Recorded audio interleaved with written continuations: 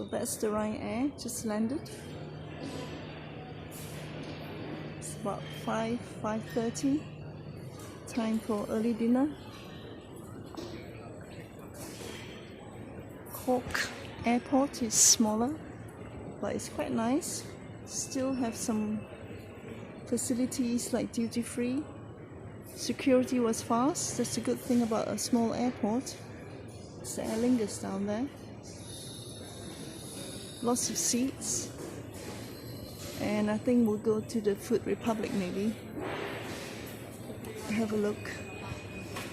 See if they have any hot food for dinner, because we are arriving at Heathrow Terminal 2 quite late, at about 10 p.m.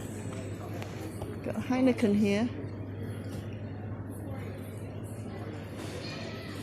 AMT coffee. Are you happy with the experience in AMT? Everything is what feedback, and all the gates are here. You got WH Smith and a few other restaurants.